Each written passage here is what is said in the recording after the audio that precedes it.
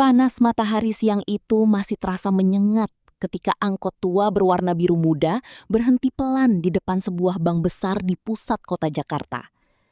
Dari balik kemudi, turun seorang pria berusia 47 tahun dengan wajah lelah dan kulit menggelap karena bertahun-tahun hidup di jalanan.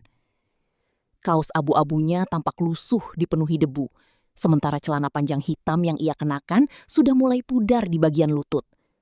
Namanya Pak Junaidi. Ia berdiri beberapa detik di samping angkotnya, sambil memandang bangunan bank yang menjulang tinggi di depannya. Orang-orang berlalu lalang dengan pakaian rapi dan parfum mahal, sedangkan dirinya terlihat seperti orang yang bahkan tak pantas masuk ke dalam ruangan ber-AC itu. Namun, Junaidi tetap melangkah. Tangannya memegang sebuah map coklat tua yang sudah sedikit terlipat di bagian sudut. Di dalamnya ada buku tabungan, deposito, dan beberapa dokumen penting yang selama ini selalu ia simpan sendiri tanpa diketahui siapapun. Langkahnya tenang, meski beberapa orang mulai melirik sinis sejak ia memasuki pintu otomatis bank tersebut. Udara dingin langsung menyambut tubuhnya yang masih penuh keringat. Lantai marmer putih mengilap memantulkan bayangan sepatu lusuh yang ia pakai. Seorang satpam sempat memperhatikannya dari atas sampai bawah, seolah sedang memastikan apakah pria itu benar-benar nasabah atau hanya orang yang salah masuk tempat. "Mau kemana, Pak?" tanya satpam itu datar. "Mau ke teller, ada urusan tabungan," jawab Junaidi pelan. Satpam itu mengangguk kecil, meski sorot matanya masih penuh curiga. Junaidi sudah terbiasa dipandang seperti itu. Bertahun-tahun menjadi supir angkot membuatnya mengerti satu hal. Banyak orang menilai harga seseorang hanya dari pakaian dan kendaraan yang dipakai. Ia mengambil nomor antrean lalu duduk di kursi tunggu bagian belakang. Di kanan kirinya duduk para pegawai kantoran dengan jas mahal dan wanita-wanita sosialita yang sibuk memainkan ponsel. Beberapa kali ia mendengar suara bisik-bisik kecil. Kayaknya salah masuk deh itu. Supir angkot ya? Mau narik utang kali. Junaidi hanya menunduk sambil tersenyum tipis. Tidak ada kemarahan di wajahnya. Justru tatapannya terlihat kosong, seperti seseorang yang sudah terlalu sering diremehkan hingga akhirnya terbiasa. Tapi sampai kapan? Anak orang lain hidup enak. Aku malu sama tetangga. Kalimat itu masih terasa membekas sampai sekarang. Tidak lama setelah itu, Ratna memilih pergi. Ia meninggalkan Junaidi saat keadaan benar-benar sulit. Bahkan saat Junaidi mulai membangun usaha kecil transportasi bersama beberapa temannya, Ratna sudah menikah lagi dengan pria lain yang dianggap lebih mapan. Junaidi tidak pernah mencari tahu kabarnya lagi. Nomor antreannya akhirnya dipanggil. Ia bangkit perlahan, lalu berjalan menuju meja teller nomor 3.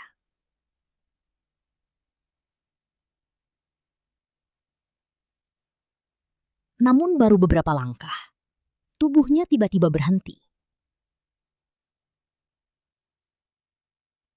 Matanya terpaku pada wanita yang duduk di balik meja teller tersebut. Wanita itu juga terlihat membeku.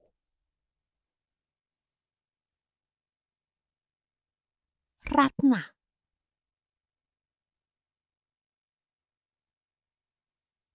Wajahnya memang terlihat lebih tua sekarang, tetapi Junaidi masih mengenal tatapan mata itu. Rambutnya tersisir rapi, seragam bank berwarna biru tua membungkus tubuhnya dengan elegan. Jauh berbeda dengan dirinya yang penuh debu jalanan.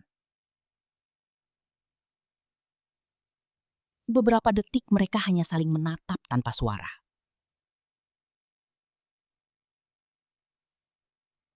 Ratna yang pertama kali memecah keheningan. "Mas Junaidi?" Ucapnya pelan dengan ekspresi terkejut. Junaidi menarik nafas pendek. "Iya," Ratna. Ratna menatap penampilan mantan suaminya dari ujung kepala sampai kaki. Tatapan terkejutnya perlahan berubah menjadi senyum tipis yang sulit dijelaskan. Bukan senyum bahagia. Lebih, Ia tetap menyetir angkot sendiri sesekali. Bukan karena terpaksa, melainkan karena ia tidak ingin lupa bagaimana rasanya hidup susah. Ratna kembali menatap layar komputernya. Lalu matanya perlahan melebar seperti melihat sesuatu yang tidak ia percaya. Namun ekspresi itu cepat sekali berubah menjadi dingin kembali. Ia menatap Junaidi lama. Dan sejak detik itulah, suasana bank mulai berubah menjadi awal penghinaan yang tidak pernah dibayangkan Junaidi sebelumnya. Junaidi mulai merasa tidak nyaman. Ada masalah? Ratna kembali menatapnya. Mas yakin ini rekening punya Mas sendiri? Pertanyaan itu membuat suasana mendadak hening.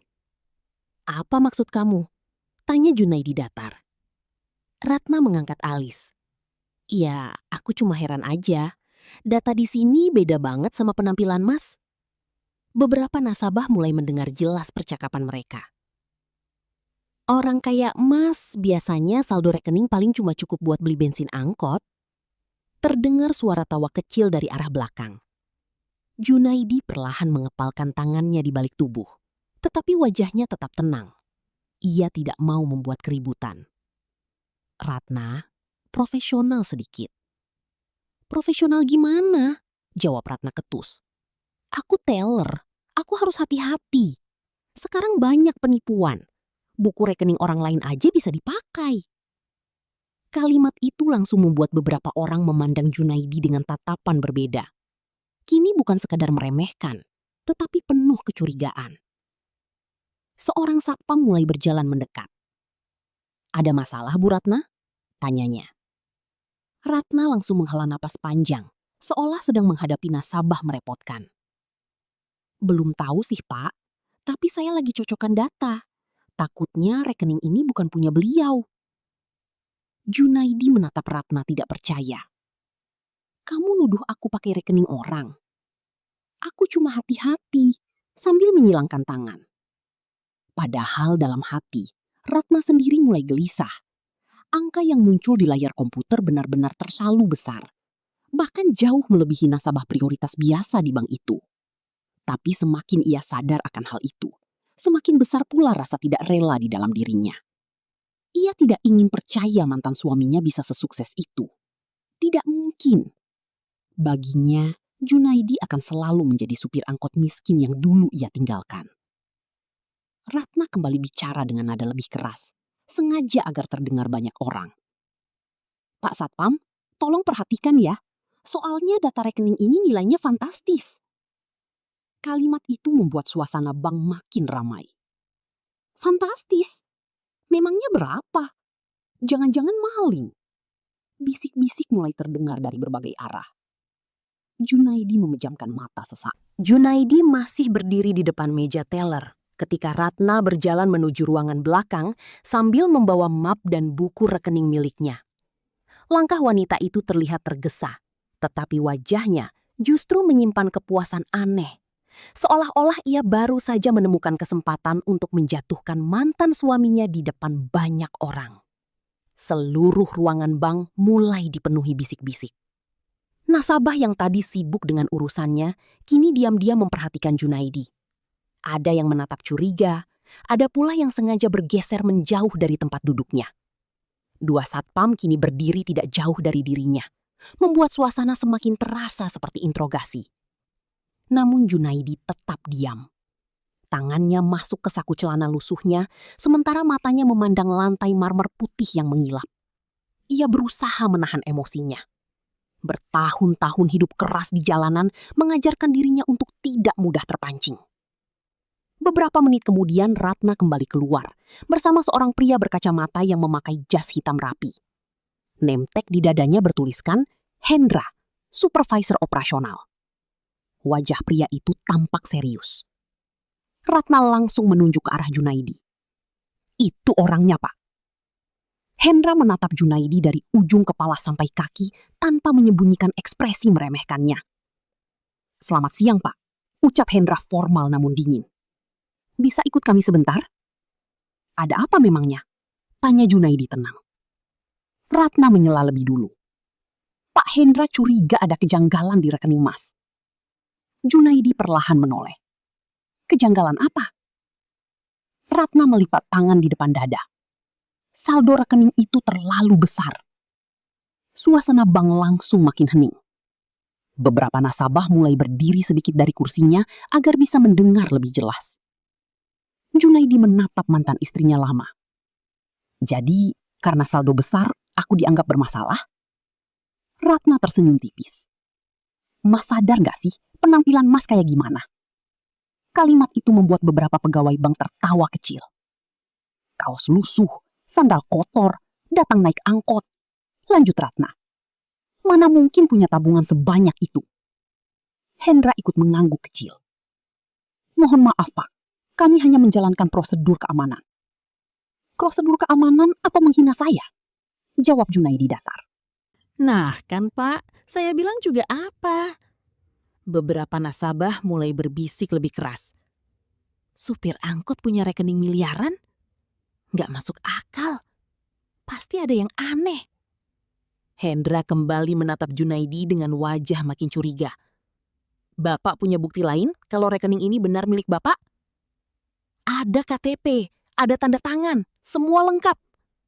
Tapi nominalnya sangat besar. Junaidi mulai kehilangan kesabaran. Terus masalahnya di mana? Ratna kembali menyela. Mas, jangan pura-pura nggak ngerti. Orang kayak Mas biasanya kalau punya uang banyak itu karena nipu atau pinjam identitas orang lain. Kalimat itu langsung membuat suasana pecah oleh bisik-bisik yang lebih ramai.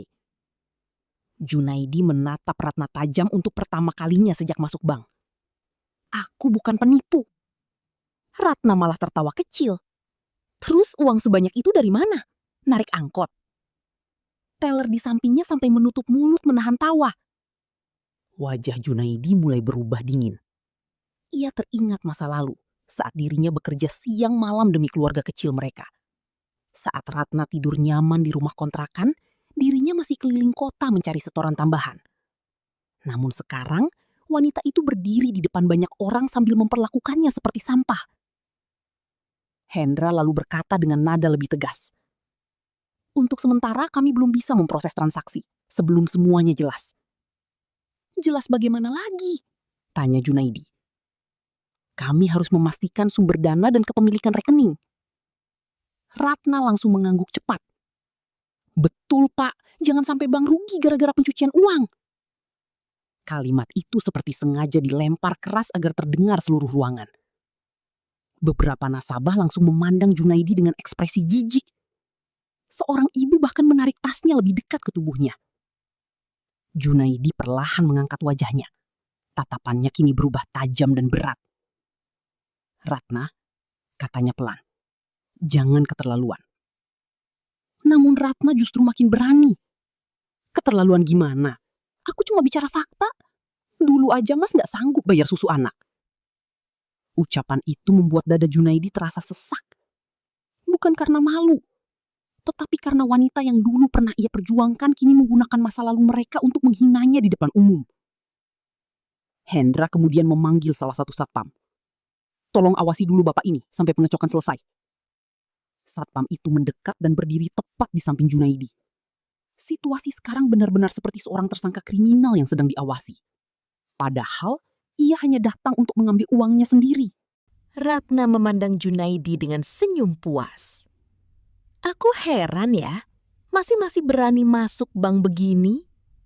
Junaidi akhirnya tersenyum tipis. Namun, senyum itu bukan lagi senyum sabar seperti tadi. Ada sesuatu yang berubah di wajahnya.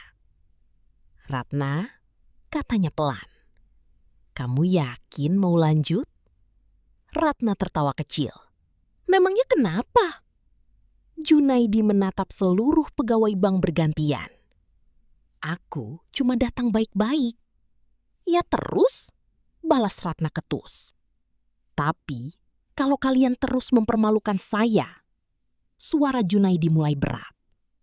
Saya akan tarik semuanya hari ini juga. Ratna mendengus pelan. Semuanya?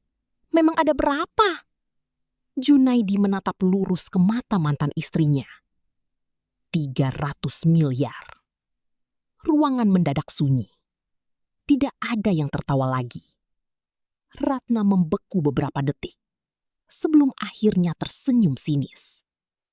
Namun kali ini, senyumnya terlihat dipaksakan. Karena jauh di dalam hatinya, ia mulai takut kalau lelaki lusuh di depannya benar-benar tidak sedang berbohong. Ucapan Junaidi tentang 300 miliar membuat suasana bank mendadak berubah.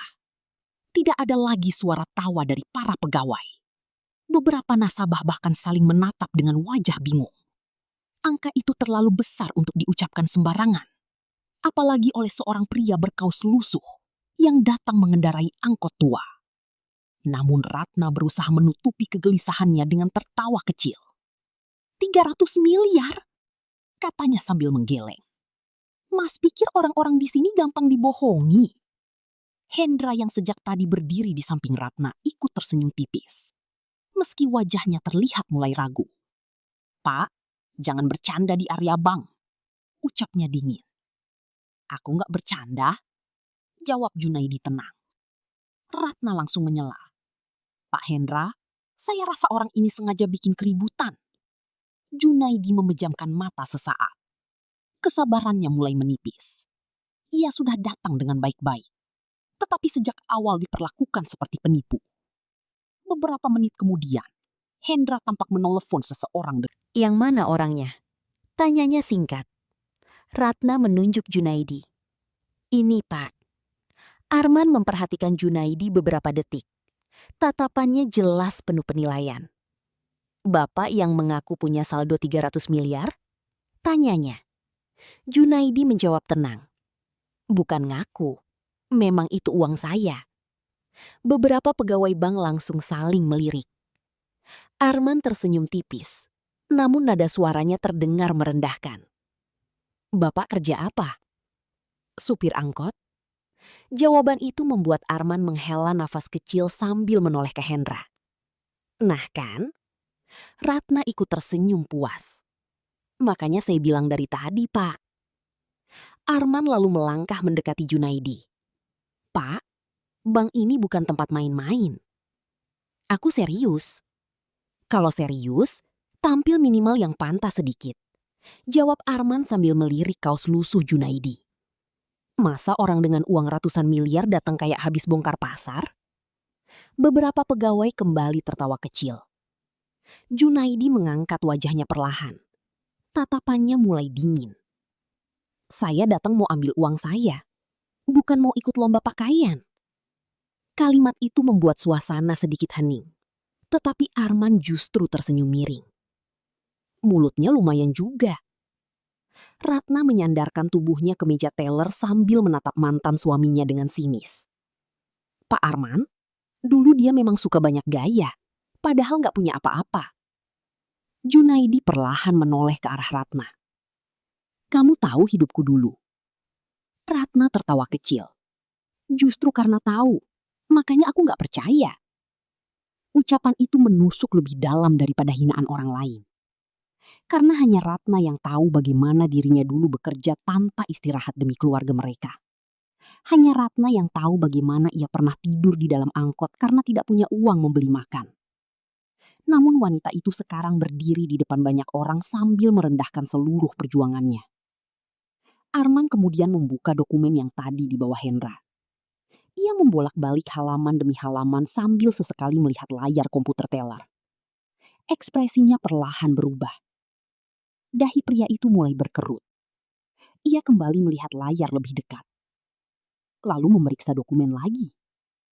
Ratna yang... Pak, terus terang saja. Uang sebesar itu biasanya terkait perusahaan besar atau pejabat penting. Junaidi diam. Nah, Sementara bapak, Arman melirik pakaian lusuhnya lagi. Kelihatannya jauh dari itu. Ratna tersenyum tipis mendengar kalimat tersebut. Beberapa nasabah mulai mengangguk setuju.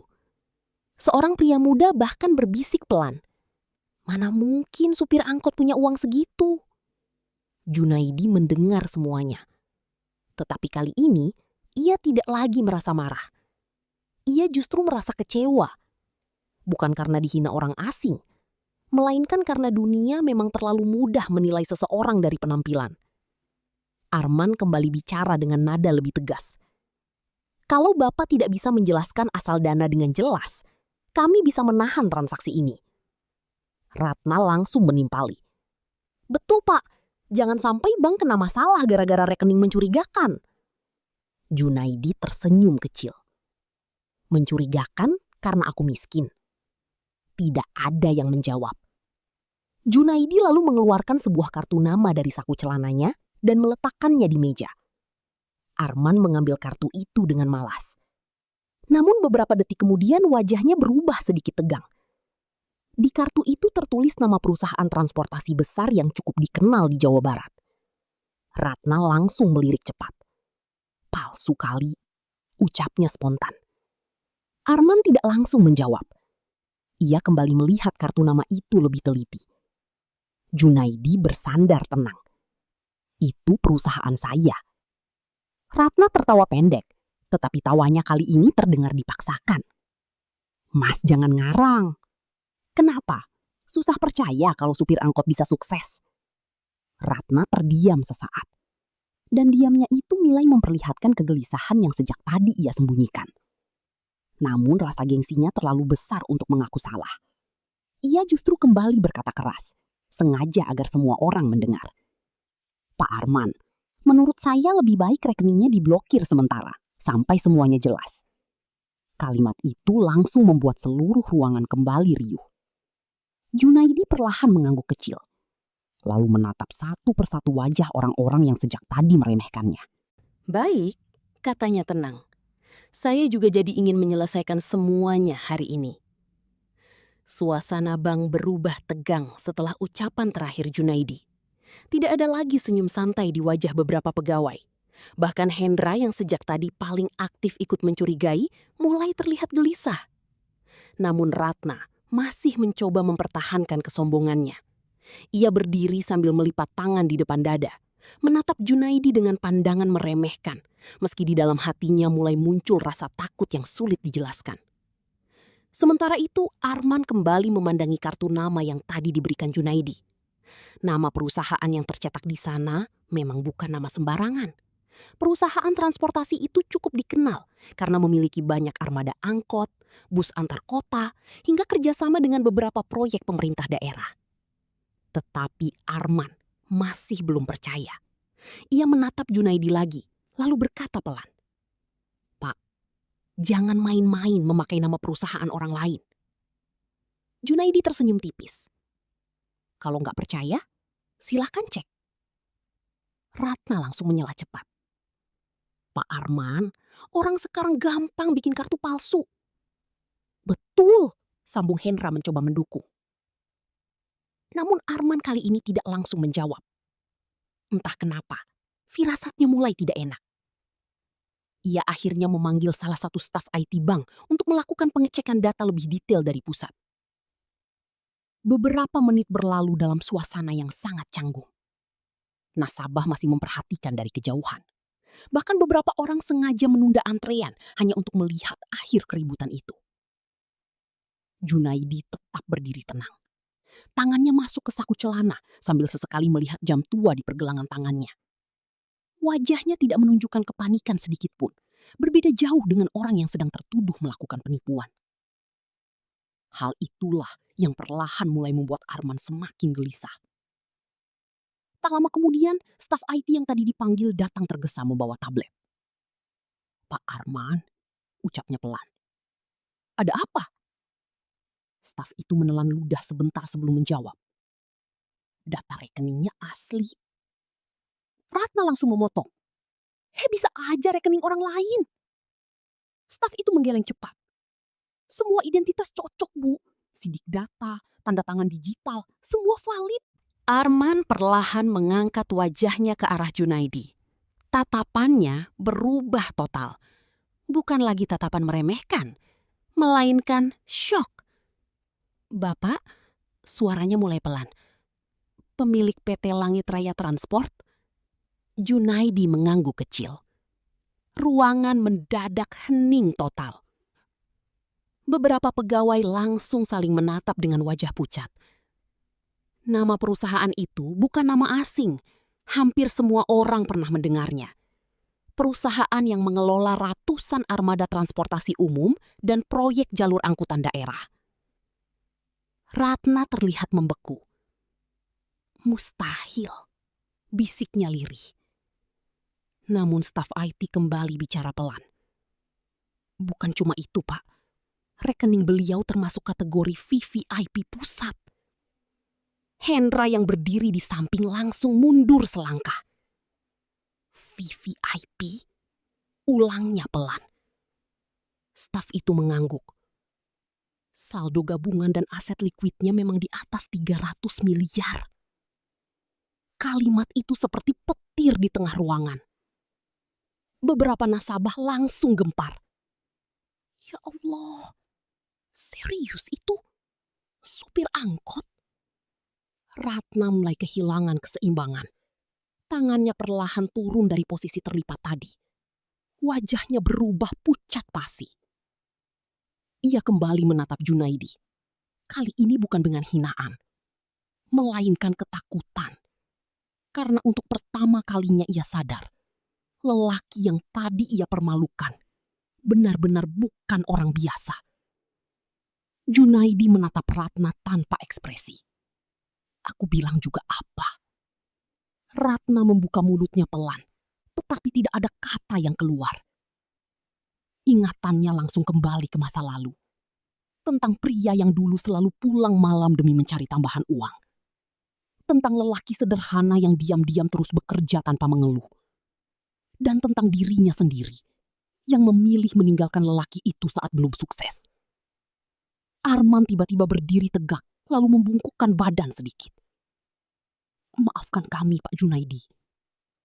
Kalimat itu langsung membuat seluruh pegawai tersentak. Manajer bank yang tadi paling keras meremeh, ia justru memandang seluruh ruangan bank perlahan. Tatapannya tenang, tetapi membuat semua orang merasa kecil. "Saya tadi datang sebagai nasabah biasa," katanya pelan. "Tapi kalian memperlakukan saya seperti penjahat." Tidak ada yang berani menyela. "Saya pakai baju begini bukan karena miskin," lanjutnya. "Saya tetap nyetir angkot karena saya nggak mau lupa hidup susah." Ratna mulai menitikkan air mata. Namun Junaidi belum selesai. "Kalian terlalu sibuk menilai pakaian, sampai lupa cara menghargai manusia." Ruangan kembali sunyi. Dan sejak detik itu, seluruh isi bank sadar. Mereka baru saja menghina seorang miliarder yang jauh lebih terhormat daripada penampilan sederhananya. Setelah suasana bank berubah total, tidak ada lagi suara bisik-bisik meremehkan seperti sebelumnya. Seluruh pegawai kini justru berdiri tegang dengan wajah pucat. Mereka masih sulit percaya bahwa pria berkaos lusuh yang datang mengendarai angkot tua itu ternyata pemilik perusahaan transportasi besar yang namanya dikenal banyak pejabat daerah. Namun di antara semua orang yang paling terpukul adalah Ratna. Wanita itu berdiri kaku di belakang meja teller dengan mata berkaca-kaca. Tangan yang tadi begitu percaya diri menunjuk dan menuduh, kini mulai gemetar. Ia bahkan tidak berani lagi menatap wajah Junaidi terlalu lama. Sementara Junaidi tetap tenang. Ia tidak terlihat marah meledak-ledak seperti yang dibayangkan banyak orang. Justru ketenangannya itulah yang membuat suasana terasa semakin menekan. Arman buru-buru menarik kursi. "Silahkan duduk, Pak Junaidi." Junaidi akhirnya duduk perlahan. Namun sebelum Arman sempat bicara lagi, Junaidi justru menatap Ratna. Sekarang masih mau bilang aku penipu? Kalimat itu membuat Ratna langsung menunduk. Air matanya mulai jatuh perlahan. Mas, aku nggak tahu. Suaranya bergetar. Melainkan sebagai orang pertama yang mempermalukannya di depan umum. Ratna akhirnya memberanikan diri mendekat dari balik meja teller. Wajahnya sudah basah oleh air mata. Mas, maafin aku. Junaidi tidak langsung menjawab. Ratna menunduk dalam-dalam. Aku beneran gak tahu kalau semua itu milik Mas. Junaidi tersenyum tipis. Nah, itu masalahnya, Ratna perlahan mengangkat wajahnya. Kamu cuma mau menghargai orang kalau dia kaya. Kalimat itu membuat Ratna menangis makin keras. Bukan gitu. Terus gimana? Potong Junaidi tenang. Kalau hari ini rekeningku kosong, kamu tetap bakal hina aku kan? Ratna tidak mampu menjawab. Karena ia tahu itu benar. Sejak awal dirinya memang sudah mempermalukan Junaidi hanya karena melihat penampilannya. Bahkan sebelum tahu isi rekening itu. Arman yang berdiri di dekat mereka mulai ikut panik melihat suasana semakin emosional. Pak Junaidi, sekali lagi kami minta maaf sebesar-besarnya. Hendra ikut menunduk cepat. Kami salah menilai Bapak. Junaidi menatap mereka bergantian. Bukan cuma salah nilai. Ruangan kembali sunyi. Kalian kehilangan rasa hormat pada orang kecil. Tidak ada yang berani membantah. Salah satu teller wanita yang tadi sempat tertawa bahkan mulai menundukkan kepala malu. Ratna menghapus air matanya dengan tangan gemetar. Aku nyesel, Mas. Junaidi memandangnya datar. Kamu nyesel karena menghina aku atau nyesel karena ternyata aku sukses? Pertanyaan itu terasa seperti tamparan keras. Ratna langsung terdiam. Dadanya sesak karena ia sendiri tidak tahu jawabannya. Selama ini ia selalu menganggap keputusan meninggalkan Junaidi adalah pilihan terbaik. Ia yakin mantan suaminya akan selamanya hidup miskin sebagai supir angkot. Tetapi kenyataan hari ini menghancurkan semua keyakinannya. Pria yang dulu ia hina ternyata tumbuh menjadi seseorang yang bahkan dihormati pejabat. Sementara beberapa pegawai bank mulai sibuk memperbaiki suasana. Ada yang buru-buru menyiapkan minuman, ada yang menawarkan ruang VIP. Bahkan security yang tadi mencurigainya kini berdiri hormat di dekat pintu. Namun Junaidi tidak terlihat bangga sedikit pun. Ia justru tampak lelah. Aku datang cuma mau ambil hakku, katanya pelan. Bukan cari penghormatan. Arman cepat mengangguk. Tentu Pak, semua dana akan kami proses hari ini juga. Ratna perlahan mendekat lagi. Mas, suaranya lirih. Mas masih nyetir angkot sendiri? Iya. Kenapa? Padahal Mas punya semuanya. Junaidi tersenyum kecil. Karena aku gak malu jadi orang kecil. Jawaban itu membuat Ratna kembali menangis. Kalimat sederhana itu terasa jauh lebih menusuk daripada kemarahan. Karena saat Junaidi tetap bangga menjadi dirinya sendiri, Ratna justru selama ini sibuk malu terhadap masa lalunya. Junaidi kemudian berdiri perlahan dari kursinya. Semua mata langsung memandang ke arahnya. Ia menatap Ratna untuk terakhir kali. Kamu tahu kenapa aku masih pakai baju begini? Ratna hanya diam sambil menghapus air mata. Karena aku gak pernah lupa waktu hidup susah. Tapi kamu, Junaidi berhenti sejenak. Kamu lupa caranya menghargai orang. Suasana di dalam bank masih dipenuhi keheningan setelah ucapan terakhir Junaidi. Tidak ada seorang pun yang berani bicara. Ratna berdiri dengan wajah penuh air mata.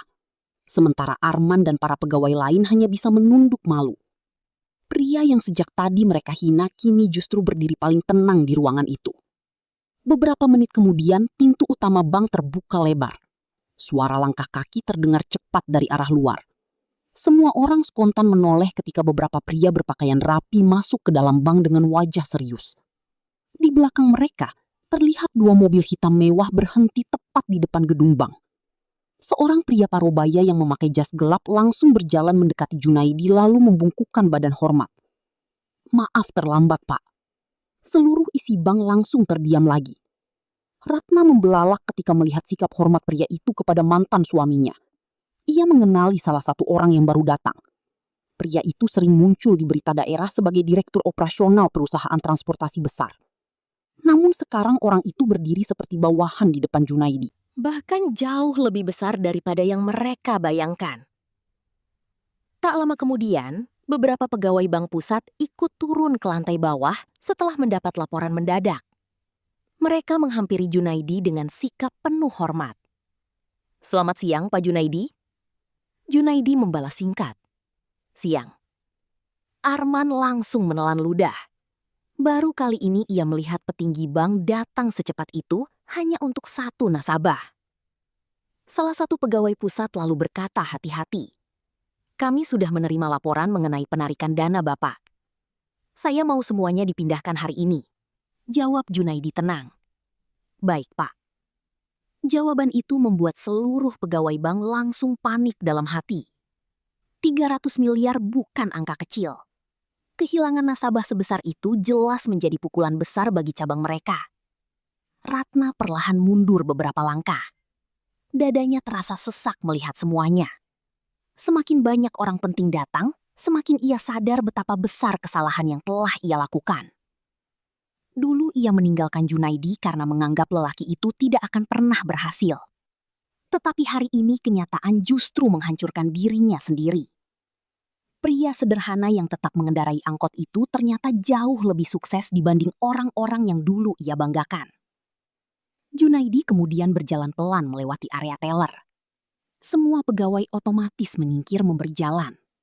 Tidak ada lagi tatapan meremehkan. Yang tersisa hanya rasa malu. Salah satu teller wanita yang tadi ikut tertawa bahkan tidak berani mengangkat kepala. Junaidi berhenti sebentar di dekat pintu keluar, lalu menoleh ke arah seluruh ruangan. "Kalian tahu, kenapa banyak orang baik malas datang ke tempat seperti ini?" Katanya tenang. Tidak ada yang menjawab. Karena terlalu sering dihakimi sebelum bicara. Kalimat itu terasa menusuk seluruh pegawai bank. Arman buru-buru mendekat. "Pak Junaidi, kami mohon, beri kami kesempatan memperbaiki semuanya." Junaidi tersenyum tipis. "Saya bukan marah karena dihina." Arman terdiam. "Saya marah karena kalian memperlakukan orang kecil seperti sampah." Ruangan kembali sunyi. Ratna menutup mulutnya sambil menangis. Setiap kalimat Junaidi terasa seperti tamparan keras bagi dirinya. Karena semua itu benar. Selama ini ia terlalu malu mengakui masa lalunya bersama seorang supir angkot. Ia sibuk mengejar gengsi dan penampilan sampai lupa bahwa lelaki yang dulu ia tinggalkan justru memiliki hati paling besar. Junaidi lalu memandang Ratna untuk terakhir kali. Tatapannya tidak penuh kebencian. Justru itu yang membuat Ratna semakin hancur. "Dulu, aku pernah benar-benar sayang sama kamu," ucap Junaidi pelan. Ratna langsung menangis lebih keras. "Tapi hidup ngajarin aku satu hal." Junaidi berhenti sejenak. "Orang yang menghina saat kita susah, biasanya akan menyesal saat kita berhasil." Ratna menunduk dalam-dalam. "Maafin aku, Mas." Namun Junaidi hanya menghela napas kecil. "Aku sudah maafin. Tapi nggak semua penyesalan bisa mengembalikan harga diri orang yang sudah dihina." Kalimat itu membuat Ratna terduduk lemas di kursinya. Sementara itu, para pegawai bank pusat mulai sibuk mengurus pemindahan dana dan dokumen penting milik Junaidi. Semua dilakukan dengan sangat hati-hati.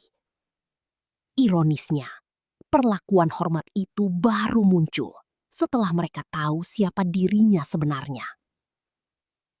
Junaidi melangkah keluar dari bank dengan tenang.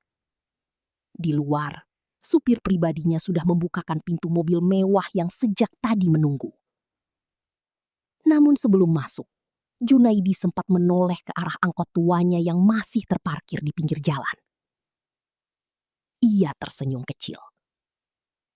Mobil mewah, perusahaan besar, dan ratusan miliar ternyata tidak pernah membuatnya malu menjadi supir angkot.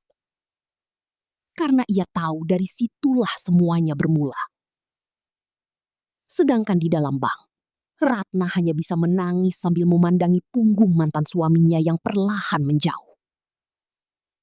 Hari itu, ia kehilangan sesuatu yang tidak akan pernah bisa dibeli dengan uang ataupun jabatan.